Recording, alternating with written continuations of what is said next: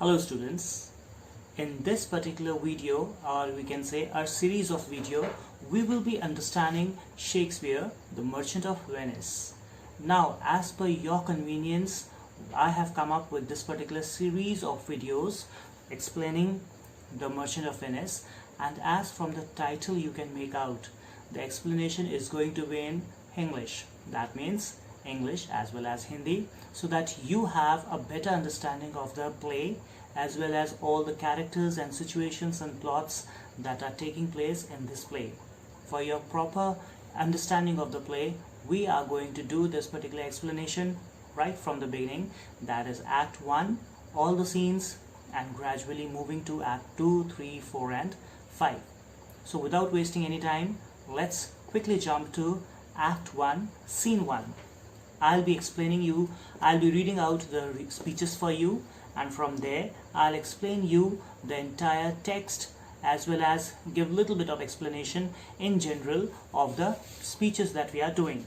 Now here we see, when we are talking about Shakespeare Merchant of Venice, Act 1 Scene 1, or we can say entire Act 1 is like an introduction to all the various male protagonists, female protagonists, as well as the villain of the play.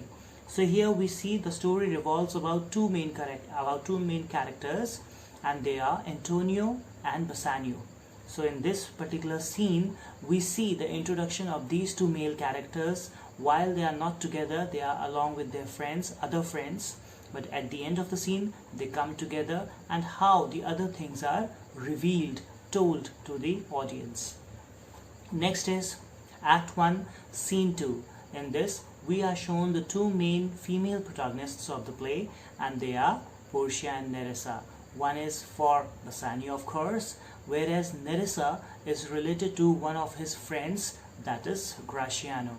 So here in this Act 1, Scene 2, we will read and understand about Portia and Nerissa. Next we have Act 1, Scene 3. In that scene, obviously we are talking about Antonio and Bassanio, but we are informed and introduced to the main villain of the play, and that is the Jew Shylock. Before we start with the explanation of the poem of this particular play, I want you to always keep in mind, whenever we are doing Shakespeare or any of the plays of Shakespeare, keep in mind that you are watching a play in theater and on stage, and everything is happening in front of the stage, in front of you on a stage. So you are the audience. Now here we imagine that we are sitting in a theater. In front of us there is a stage, and when the curtain draws,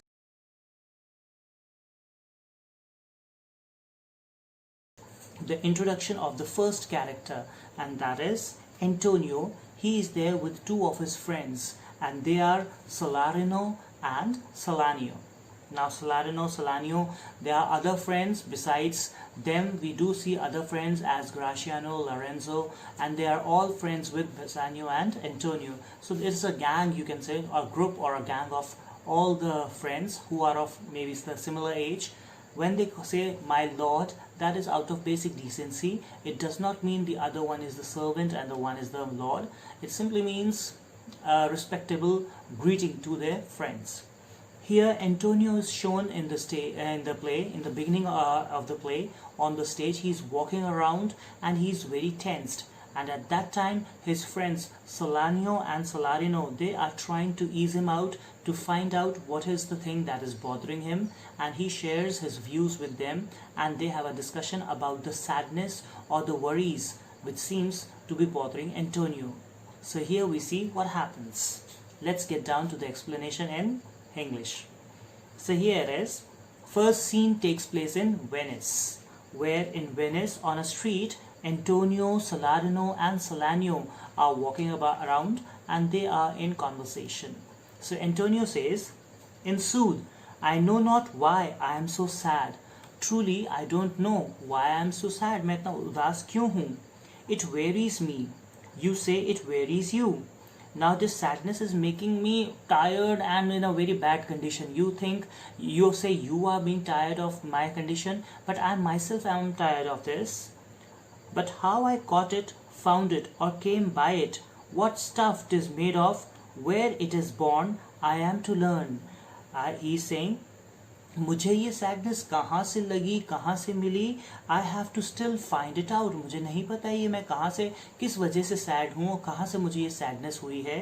and I still need to find out कि ये sadness की वजह क्या है. What stuff it is made up of means ये किस वजह से ये सैडनेस है. Where of it is born, I am to learn. Where did it start from, I still need to find it out.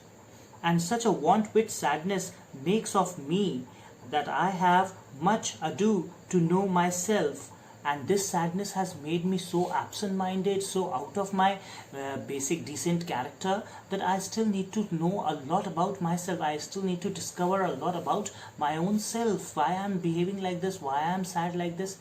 Here we can say Shakespeare is giving an indication कि ये इंसान जो दुखी है, he has some or the other thing that is coming up his way which is going to cause him a lot of sadness and worry, and that indication is given in the very opening scene of the play.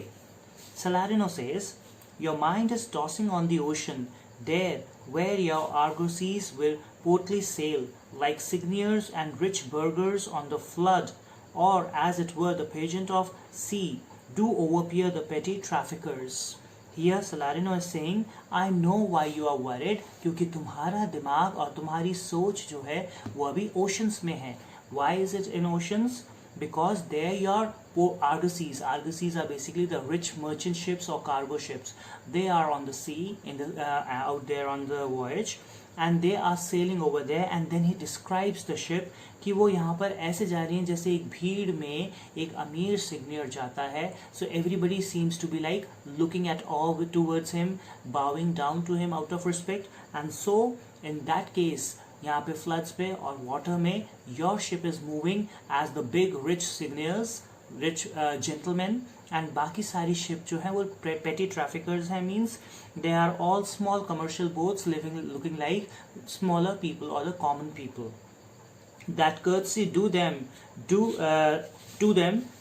reverence as they fly by them with their woven wings. And as courtesy, जैसे आम लोग एक बड़े इंसान के आगे झुकते हैं बाव करने के लिए, वैसे ही when your big ships they go past through all those commercial boats, they seem like bowing down. Why are they bowing down? Because जब पानी बड़े शिप से हिलता है, so it causes ripples or waves, और उन waves में वो छोटी boats जो हैं हिल रही हैं. So that seems as if they are bowing down to the big ship. And here it says that they fly by with their woven wings. Why are they called woven wings? Because it seems that they are gliding, they are passing over the water, and they are doing this particular movement through the air, through the movement of wind on the woven wings. Means the sails, the entire cloth that is used for sail, so that is all woven, so that is known as the woven wings. Salanio says, believe me, sir, had I such venture forth, the better part of my affection would be with my hopes abroad. I should be still plucking the grass to know where sits the wind, peering in maps for ports and piers and roads, and every object that might make me fear misfortune to my ventures out of doubt would make me sad. Salanio says कि believe me sir, अगर आपकी जगह मेरे venture जैसे लगे होते तो मैं भी ज़्यादातर हिस्सा अपने सोच का इसी बारे में सोचता रहता कि वो कहाँ जा रहे हैं, किस तरफ रास्ते पे हैं. I would have plucked the leaves, and उसको मैं विंड में उड़ा के देखता कि विंड किस डायरेक्शन की जा रही है. I would have kept on looking in the ports and the maps कि किस किस रास्ते पे कहाँ पे कौन से ports and piers होंगे, कहाँ कौन से रास्ते से harbors से and channel से वो होके गुजरेगी ship. And that is how I would have used all my time thinking about the route of my ship, as well as fearing कि कहीं कोई नुकसान उसको ना हो जाए, some misfortune due to my ventures, and anything that would remind me of some misfortune out of doubt, that means without any doubt, would make me sad, वो मुझे उदास कर देगी. Salarino after this comments on the same speech, extending more of this explanation, and he says, my wind cooling my broth would blow me to an ague. Now here he says, when I will have supper, a soup, and I will blow it with my wind, my breath to cool it down, the effect of my breath on that soup would make me realize what can be the effect of strong winds over there in the ocean on a ship or a cargo ship, and that automatically would remind me of the fierce storms, the tempest, and how they are going to affect my ship, and automatically they'll make me sad. I should not see the sandy hourglass run, but I should think of shallows and of flats, and see my wealthy Andrew dogged in sand. मैं कभी भी अगर sand glass को देखता, are glass को, I would have thought about the sand, and then it would have reminded me of the shallow seas where अगर एक बड़ी ship जाए और वो अटक जाए, the lower part of the ship gets stuck in the sand or the shallow seabed, there in that case the ship will not be standing but it will start tilting towards one direction, and that would mean it is a shipwreck. And that is why he's saying he made a wealthy Andrew. Andrew was basically a common name of the cargo ships at that time. So he's saying one of my wealthy ship, Andrew, would have shipwrecked because of these shallow seas, and that would have made me even sad. And every time I would have seen a sand or something like that, would have reminded me of the shallow seas. Then he says, should I go to church and see the holy edifice of stone, and not bethink me straight of dangerous rocks, which, touching but my gentle vessel's side, would scatter all her spices on the stream, and robe the roaring waters with my silks, and in a word, but even now worth this, and now worth nothing. And it would have reminded me whenever I would have gone to church, तो church की building उस time पे बड़े बड़े पत्थरों से बनाई हुई बिल्डिंग्स होती थी. You must have seen old buildings of churches and such kind of buildings, even today also made of rocks. सो वो कह रहा है वो चर्च के बिल्डिंग में जो एडिफिस में रॉक्स लगे होंगे, that would have reminded me of the dangerous rocks जो कि समुद्र में मिल जाते हैं. अंडरग्राउंड रॉक्स होते हैं, अंडर वाटर रॉक्स होते हैं, या डिफरेंट क्लिफ्स एजेस होती हैं. वहाँ पर अगर वो शिप को जरा सा भी टच कर दें, they will break or they will create huge you can say breakage in the ship, and that will cause all the water from the ocean to get inside the ship, and immediately the ship will start drowning. और क्या होगा, एक wealthy merchant ship में जितने भी अच्छे spices हैं, they will scatter in the sea. That means all those valuable things will turn out into nothing. They will become useless. And then he's saying that the ship will have all its rich silk enrobing the sea water. That means पानी में गिरते साथ वो silk उसके ऊपर फैल जाएगा. Silk has a particular ability कि वो एकदम से पानी में नहीं डूबता है, पहले वो पानी के ऊपर फैल जाता है. Then gradually it starts sinking when it gets wet and becomes heavier. Then it drowns in the water.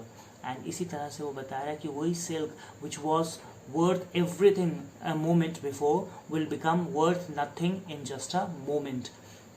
So that is why that particular thing will make him sad कि कितने जल्दी एक हल्के scratch से the entire thing has been ruined and everything has become a big loss. To think this, and shall I lack the thought that such a thing bechanced would make me sad? But tell not me, I know Antonio is sad to think upon his merchandise. So Saladino says कि अगर मैं ये सब बातों को सोच और समझ सकता हूँ, तो I can very well imagine how much such a thing or even a thought of such a thing would make somebody sad. And so you don't have to tell us. I know that Antonio is sad because of his merchandise. There is nothing else, but he is worried about his trade. Antonio says, believe me, no, I thank my fortune for it. My ventures are not in one bottom trusted. He's saying, believe me, I'm not worried about my ventures. मेरे ventures, मेरे investments या मेरा जितना भी business है, वो सिर्फ एक ship में ही depend नहीं करता है. Not to one place. और सारे के सारे जो मेरे ship हैं, वो एक ही जगह पे नहीं जा रहे हैं. So that means they are not going to go to the same route. Nor is my whole estate upon the fortune of this present year. ऐसा भी नहीं है कि मेरे सारे शिप जिन पे मेरा बिजनेस टिका हुआ है वो इसी साल या इसी समय की शिप पे डिपेंड करता है. कई सारे शिप पिछले साल या पहले भी जा चुके हैं जो शायद अभी कहीं दूसरी जगह पहुंच चुके होंगे या वहाँ से वापस आने वाले हैं. So that is why he says, therefore my merchandise makes me not sad. So he says, therefore मेरे को अभी की शिप या अभी का कोई भी मेरे बिजनेस से रिलेटेड कोई भी बात मुझे टेंशन में या सैडनेस में नहीं डालता है. I am not sad because of those things. So Salarino says, why then? You are in love. Then in that case you must be in love. And Antonio says, oh, shame on you. So that means he negates that point. He is not accepting that particular reason. Then when they have no other reason, Salarino says, nor in love neither, then let us say you are sad because you are not merry, and it were as easy for you to laugh and leave and say you are merry because you are not sad.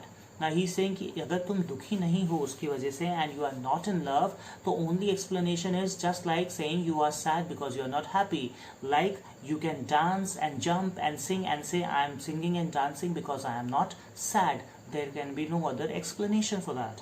So here he says, now by two-headed Janus, nature hath framed strange fellows in her time, some that will evermore peep through their eyes and laugh like parrots at a bagpiper. So he gives a particular example of Janus, which is basically a Roman god of doors, and he is supposed to have two heads, one looking towards the people, those who are entering towards that place, and he is always frowning, and the one who's looking inside the door to the other part and other side, and he is always smiling. So he's saying nature has also framed two different kinds of people, just like the two different heads of Janus. One who will always smile and laugh, and it seems that they are peeping through their eyes. When you laugh, your eyes close. It seems you are peeping through your eyes. So they seem to be peeping through their eyes means वो हर समय हंसते रहते हैं, उनकी आंख इतनी बंद हो जाती है जैसे लगता है वो सिर्फ आंखों से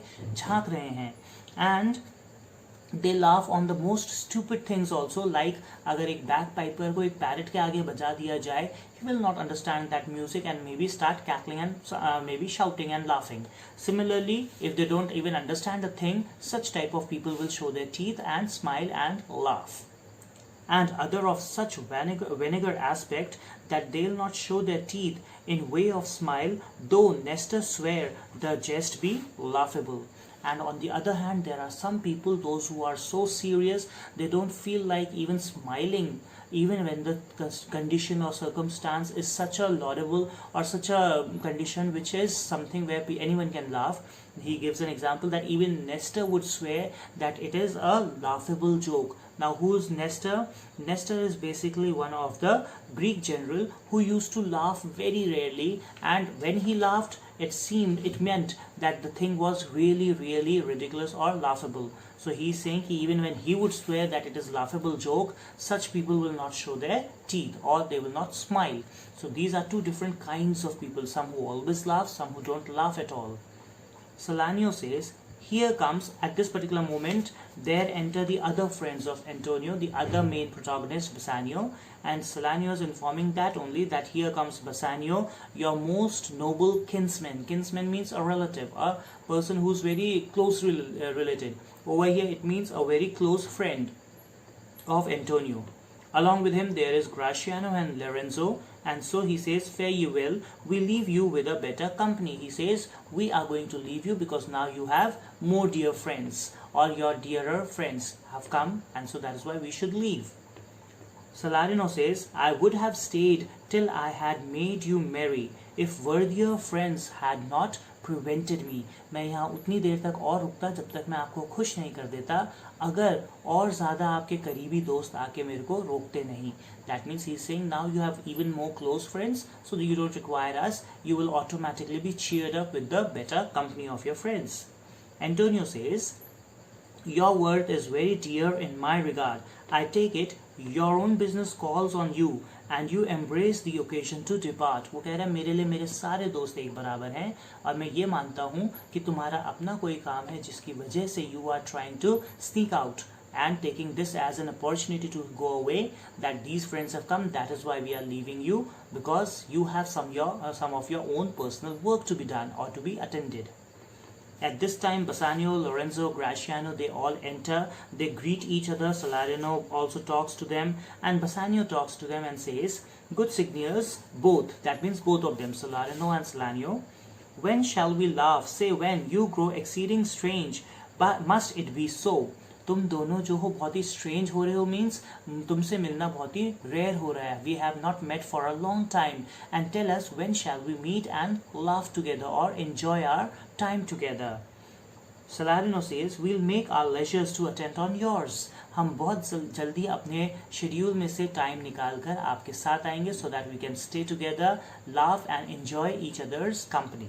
At this time, Salarino and Salanio, they exit. When they exit on the stage, अभी आपके सामने कौन characters हैं? Lorenzo, Graciano and of course Antonio and Bassanio. So here these four characters, when they are on stage, Lorenzo says, he is also saying a similar thing to Bassanio and says, My Lord Bassanio, since you have found Antonio, we too will leave you. But at dinner time, I pray you, have in mind where we must meet. He is saying, Bassanio, अब आपको आपका ज़्यादा अच्छा दोस्त Antonio मिल चुका है, so even we will also take leave and please tell us कि हमें रात में या शाम के टाइम कहाँ पे मिलना है. We will be there. Bassanio says, I will not fail you, मतलब हाँ मैं इस बात को पूरा करूँगा. And then Graciano, as he is a very garrulous talker person, he talks a lot, so he starts a conversation with Antonio and he says, You look not well, Signor Antonio. You have too much respect upon the world. They lose it that do buy it with much care. वो कह रहे हैं, Antonio आप बड़े strange लग रहे हो. You look to be very worried. You have changed a lot. और ऐसा उन लोगों के संग होता है जो वर्ल्ड के बारे में या वर्ल्डली थिंग्स के बारे में ज़रूरत से ज़्यादा सोचते हैं. They care for it much means वो बहुत ज़्यादा उसकी चिंता करते हैं. Believe me, you are marvellously changed. आप में एक ड्रास्टिक चेंज आया है. You have changed a lot. Antonio says, I hold the world but as the world. Graciano, a stage where every man must play a part and mine a sad one. वो कह रहा है मैं worldly चीज़ों की उतनी ही चिंता करता हूँ जितनी करनी चाहिए, उससे ज़्यादा नहीं करता हूँ.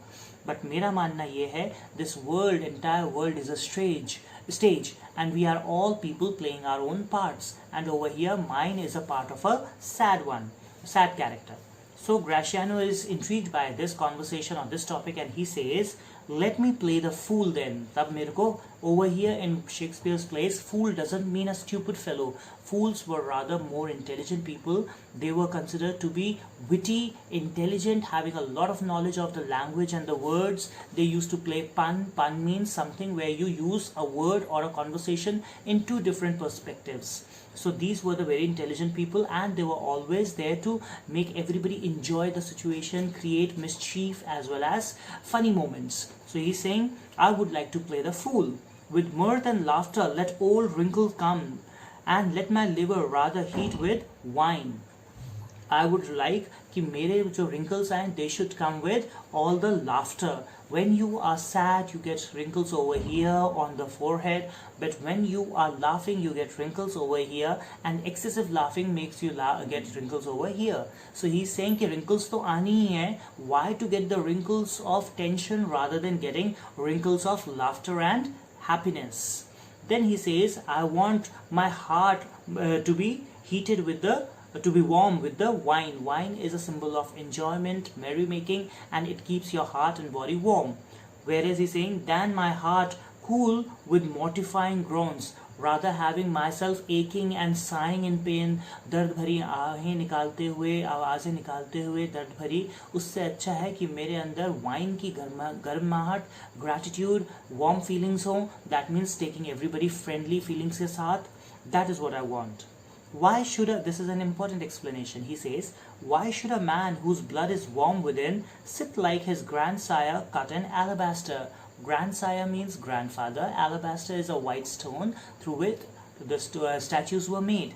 So he's saying कि एक इंसान जिसके अंदर गर्म खून है, यानी कि वो जवान है, वो उदास क्यों बैठा रहे, and उदास बैठने से वो पेल पड़ जाएगा. That means he'll not have the redness and the pink blush on his face. Rather his color will fade away. He will become white and pale, colorless, and he is sitting at one corner just wrapped in his thoughts. He would look like a statue of his own grandfather, totally pale, white and sitting like an old figure. So ऐसा क्यों बने एक जवान इंसान जब उसके अंदर एक गरम जोशी वाला खून है? Sleep when he wakes and creep into jaundice by being peevish. वो हर समय जब बैठा भी रहेगा, उठा भी रहेगा, वो अपनी ही एक अलग ही इमेजिनेशन वाली दुनिया में या थॉट्स में खोया रहेगा, as if he is awake but still sleeping and having dreams of some or the other thing. And creep into jaundice means become sick after being very, very thoughtful of a particular thing. It is, I tell thee what, Antonio, I love thee, and it is my love that speaks, that there are a sort of men whose visages do cream and mantle like a standing pond. He's saying, I love you a lot, Antonio, and that is why I care for you, and I want to tell you there are certain kind of people, और उनके visages, that means उनके चेहरे ऐसे होते हैं, they have a plain expression as if like the cream and mantle like a standing pond. जैसे कि एक standing pond में algae या ऊपर से एक परत जम जाती है algae की, उससे आपको पता नहीं चल पाता है कि अंदर उसकी depth and movement कैसा है. So it is just out, you can see the overall stillness from the outward, from the upper part, but inside how much they have, what they have, you have no idea of their particular contents. So here he is saying कि कुछ लोग ऐसे ही होते हैं, and do a willful stillness entertain with purpose to be dressed in an opinion of wisdom, gravity, profound conceit, as who should say, I am Sir Oracle, and when I ope my lips, let no dog bark.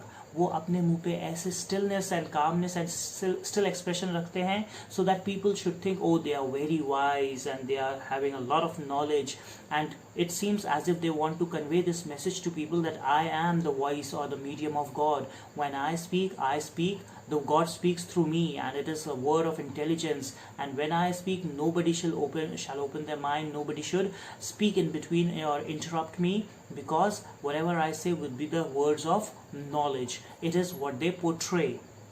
Oh my Antonio, I do know of these, that therefore only are reputed wise for saying nothing, when I am very sure if they should speak would almost damn those ears, which hearing them would call their brothers fools. And he's saying, oh Antonio, I tell you, these people, they are considered to be intelligent only because they are quiet, because I am very sure जिस दिन वो बोलेंगे, they will make every particular person who hears them, damn those ears, अपने कानों को curse करेंगे, that why are we listening to such a person who is so stupid, with which hearing them would call their brothers fools. I'll tell thee more of this another time. They would commit a sin, because calling your brother a fool was considered to be a sin, and they would, as a general brethren feeling, that particular person who was considered to be the wise fellow would be damned by all these listeners, and that means as calling their brother a fool, they would be forced to commit a sin. That is what he says. So he now says, I will continue this explanation some other time, but right now I want to leave. I shall leave along with Lorenzo. I'll continue this explanation later onwards. But fish not with melancholy bait, for this fool gudgeon, this opinion come good Lorenzo. So he's saying, don't use the sadness as a bait to capture the attention of the other people. And this is what a good advice. This small fish, a gudgeon is a small fish, and he calls himself a gudgeon or a small fish. So this is, he's saying, this is a small piece of advice from this small fish who got hooked in the bait of this sadness which you are trying to use for the attention of other people. मतलब तुम इस sadness को use कर रहे हो दूसरों की attention grab करने के लिए, मेरी तो तुम्हें मिल गई, but इसे आगे और use मत करो. Don't use this sadness as a melancholy bait. Fare ye well, I'll end my exhortation after dinner. Here he says कि fare you well, और मैं अपनी ये good piece of advice तुम्हें बाद में दूंगा, dinner के time पे इसको continue करूंगा. And so Lorenzo also makes fun of that and says, I might be one of those wise fellows who are considered wise because they always keep quiet. And so Graciano says, oh, you stay with me for 2 more years and I'll talk so much that you will even forget your own voice also. And after that, Antonio says, okay, for this particular reason, whatever advice Graciano has given to me, I'll become a talker. And Graciano says, yes, good, because silence looks good only in the dried tongue of a ox. Otherwise, a live person should always have his tongue moving. That means should always be speaking and talking to his friends. At this, Graciano and Lorenzo also exit. Now on stage, we only have Bassanio and Antonio. And Antonio is quite amazed with all the different things Graciano has told him, and he says, what all was that he was telling me? Was there any sense? Bassanio says, everybody knows in this Venice city that nobody talks more than Graciano, and whenever he talks so much that finding a thing of sense in his speeches is like finding 2 grains in 2 bushels. And once you find throughout the bushels for the entire day, when you find them, you realize that they were not worth finding, and that is why it is no point paying any attention to whatever Graciano says. After this, Antonio says, well, tell me now, what lady is the same to whom you swore a sacred pilgrimage that you today promised to tell me of? Now Antonio is asking Bassanio कि अच्छा बताओ, तुमने मुझे उस lady के बारे में बोला था कि जिसको तुम पसंद करते हो, और तुमने बोला था you will pay a secret pilgrimage, you will pay a visit to her. Please tell me about her. Here Bassanio, instead of telling about Portia, he rather tells about his conditions, and he says, Antonio, it is not unknown to you how much I have been a spendthrift, and I have lived a lavish life which my particular means do not support. So I have got, because of my lifestyle, I have got into a lot of debt. And I would say that it is basically you who love me so much, and I trust in your love. That is why I want you to help me out, because only you can get me out of this particular situation.